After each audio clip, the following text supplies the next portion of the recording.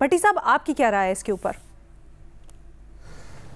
Madam شیخ، سب سے پہلے تو حسن نصر اللہ کا جانا، حسن نصر اللہ کی شہادت بہت بڑا سیٹ بیک ہے، نہ صرف حزب اللہ کے لیے بلکہ ایران، عراق، شام، لبنان، ان سب ملکوں کے لیے اور بلکہ غزہ کے لیے۔ گزشتہ 3 دہائیوں سے حزب اللہ کی قیادت کرتے ہوئے 64 سالہ حسن نصر اللہ، انہوں نے نہ صرف حزب اللہ کو فعال بنایا بلکہ سیاسی اور فوجی تنظیم بنایا، بلکہ سیاسی طور پر بھی اتنا متحرک کیا کہ اس خطے میں ان کا ایک بہت بڑا کردار تھا، اور سنا جاتا تھا کہ 1 لاکھ سے زیادہ جو جنگجو ہیں ان کے جھنڈے تلے ہیں، اور باقی کئی ملکوں کا جن کا میں نے نام لیا ان پر ان کا اتفاق ہے۔ اور یہ اب آپ سوچئے کہ حسن نصر اللہ پہلے قاسم سلیمانی، پھر اسماعیل ہانیہ اور اب حسن نصر اللہ، یہ 3 بڑے، آپ قاسم سلیمانی کو جب ہم ان کی زندگی دیکھتے ہیں یا ان کا کردار دیکھتے ہیں، اور پھر اسماعیل ہانیہ کو دیکھتے ہیں، اور پھر حسن نصر اللہ کو دیکھتے ہیں، تو 3 بڑے اپنی ایک طرح سے تینوں انٹر لنک تھے، اور تینوں اپنی جگہ پہ بہت بڑا نام تھے، اور تینوں چلے گئے۔ اور اس کے بعد غزہ میں جو حال ہوا، اور اس کے بعد پیجرز اور واکی ٹاکی تک جب ٹیکنالوجی اور دھماکوں تک آیا، تو لگتا ہے کہ ایک تو امریکہ اسرائیل سارے ایک منصوبہ بندی کے تحت آل آؤٹ جا رہے ہیں، اور دوسرا لگتا یہ ہے کہ یہ پیچھا کر رہے ہیں کہ کوئی بھی ایسی چیز نہیں رہنے دی جاتی۔ ان حسن نصر اللہ کا بڑا بیٹا بھی شہید ہوا ہے، اپنی لبنانی اہلیہ اور 3 بچوں کے ساتھ یہ ادھر رہ رہے تھے۔ اور میڈم شیخ، حسن نصر اللہ کی شہادت بہت بڑی کامیابی ہے اسرائیل کے لیے، اس میں کوئی شک نہیں ہے۔ اس کے اب جو حالات ہیں، جتنی جو آگے حالات نظر آ رہے ہیں، اس میں کسی ایک پر ساروں کا متفق ہونا اور اس ایک کا ساروں کو لے کر چلنا، اس سے اسرائیل کو، یا پھر کہیں نہ کہیں اسرائیل کو اب کنٹرول کیا جا سکتا ہے اور کہا جا سکتا ہے مزید خون ریزی یا مزید جارحیت نہ ہو؟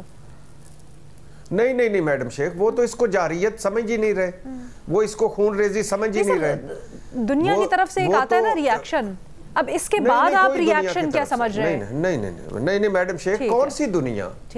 آپ دیکھ رہی ہیں، میں دیکھ رہا ہوں، کون سی دنیا؟ کہاں کی دنیا؟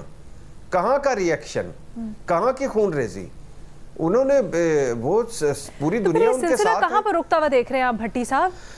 ہاں میڈم شیخ، اس کا یہ بڑا اچھا ہے، یہ ہے کہ یہ جب تک آپ نے غزہ میں ظلم و ستم یا ظلم و بربریت روک لی، قتل عام روک لیا، بچوں، خواتین، بوڑھوں اور بے گناہوں کا قتل عام روک لیا؟ نہیں روکا نا، پوری دنیا ویٹو کر دیتی ہے امریکہ، اقوام متحدہ میں کوئی نہیں روکے گا۔ یہ جب ان کا دل بھرے گا، جب یہ سمجھیں گے کہ ہمارا ٹارگٹ پورا ہو گیا اسرائیل والے، تب رکے گا۔ سوال آپ کا یہ ہے میڈم شیخ کہ کیا یہ کوئی بڑی لڑائی کا پیش خیمہ ہے؟ میڈم شیخ، کشیدگی رہے گی، تناؤ رہے گا، لڑائی کا ماحول بھی رہے گا، مگر بڑی لڑائی کا پیش خیمہ اب نہیں ہے۔ بڑی لڑائی کے لیے دوسرے فریق کا ہونا ضروری ہے، اور ایک فریق تو اسرائیل ہے، امریکہ اور اس کے اتحادی ہیں، دوسرا سامنے کوئی فریق نہیں ہے۔ یہ وسائل ٹیکنالوجی کی جنگ ہے، یہ جنگ دو بدو جنگ نہیں ہے، آمنے سامنے کی جنگ نہیں ہے، اور اب ایران یا کوئی اور لڑائی لڑ سکے گا؟ پلیز ان چیزوں سے نکل آئیں۔ ایران جس کے دارالحکومت میں سرکاری گیسٹ ہاؤس میں اسماعیل ہانیہ کو جان چلی جاتی ہے، اور اس کے بعد کی خاموشی، کیا ایران نے جنگ لڑنی ہے؟ کیا ری ایکشن دینا ہے؟ سر اور ایک بڑا اہم نقطہ وہ بھی ہے جو میں مجد صاحب کے پاس لے کے جانا چاہتی ہوں۔ ہم ٹیکنالوجی کی بات کر رہے ہیں، وہ تو اتنے ٹیکنالوجیکلی ایڈوانسڈ ہیں، ایون ان کی انٹیل دیکھیں کہ بتایا جاتا ہے کہ حسن نصر اللہ زیر زمین پتہ نہیں کتنی، کوئی 6 منزلیں نیچے یا اس سے بھی زیادہ تھے، لیکن وہاں سے انٹیل کر کے اور کس طرح سے نشانہ بنایا گیا جہاں شہادت ہوئی۔ دیکھیں، وہ کسی نے کہا تھا نا کہ قتل گاہوں سے چن کر ہمارے علم اور نکلیں گے اس شاخ کے قافلے۔ دیکھیے، اگر آپ اس وقت حماس کے سربراہ مار دیے گئے، حزب اللہ کے سربراہ مار دیے گئے. حزب اللہ اور حماس بہانہ ہے اور ایران نشانہ ہے, اور الٹیمیٹ جو لڑائی ہونی ہے وہ ایران اور اسرائیل کی لڑائی ہونی ہے, اور یہ ہمیں لے جا سکتی ہے تیسری جنگ عظیم کی طرف. یہ کوئی راکٹ سائنس نہیں ہے, کیونکہ ابھی جس طرح بھٹی صاحب نے کہا کہ دوسرا فریق کوئی نہیں ہے, اور یہی سب سے خطرناک بات ہوتی ہے کہ جب کوئی دوسرا فریق نہ ہو, جب صرف ون سائیڈڈ لڑائی ہو رہی ہو اور ون سائیڈڈ جینوسائیڈ ہو رہا ہو, اور ابھی انہوں نے ایران کے اندر گھس کر حماس کے لیڈر کو ٹارگٹ کیا, اور ظاہر ہے اس کے بعد وہ ایران کی لیڈرشپ کو کریں گے. اب ایران کا رد عمل کیا ہو سکتا ہے میکسیمم؟ ظاہر ہے ان کے پاس ہر کاؤنٹر اسٹریٹجی موجود ہے.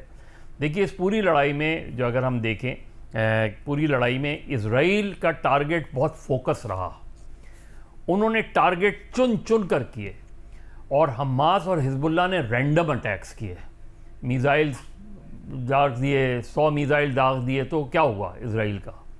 انہوں نے کیا کیا؟ انہوں نے آپ کی فورسز کے سپریم کمانڈرز کو ٹارگٹ کیا, اور ان کو اس میں کامیاب ہوئے. انہوں نے گھس کر ایران کے اندر ٹارگٹ کیا اور کامیاب ہوئے. انہوں نے لبنان حزب اللہ کے سربراہ کو گھس کر ٹارگٹ کیا اور وہ کامیاب ہوئے. تو ایران اسرائیل جو ہے, اور انفارچونیٹلی بدقسمتی سے ہم دعویٰ تو کرتے ہیں کہ پتہ نہیں 1-1.5 ارب مسلمان ہیں اور اتنے سربراہ مملکت ہیں. حماس, حزب اللہ اور ایران یہ تنہا ہیں, کوئی طاقت ان کے پیچھے نہیں کھڑی ہوئی.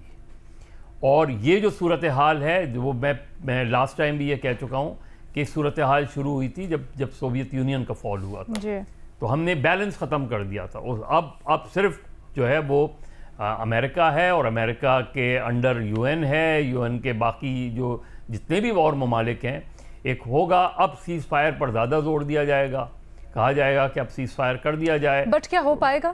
مشکل لگ رہا ہے, اس لیے کہ اب شاید اس طرح کی لڑائی نہ ہو, اب دوسرے انداز کی لڑائی جو ہے وہ شروع ہو سکتی ہے. لیکن کیا مطلب؟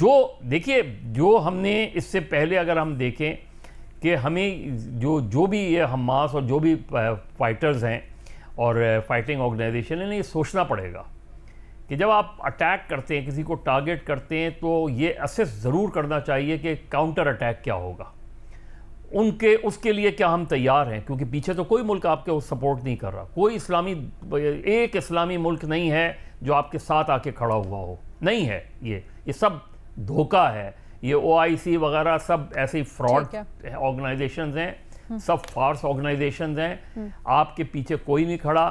لہذا بہت ہی کیلکولیٹڈ جو ہے وہ موو ہونی چاہیے. پولیٹیکل موو کیا ہو سکتی ہے؟ کیا کوئی بھی آپ اس طریقے سے آگے بڑھیں گے, ہم جذباتی طور پہ مظاہرے کر لیں گے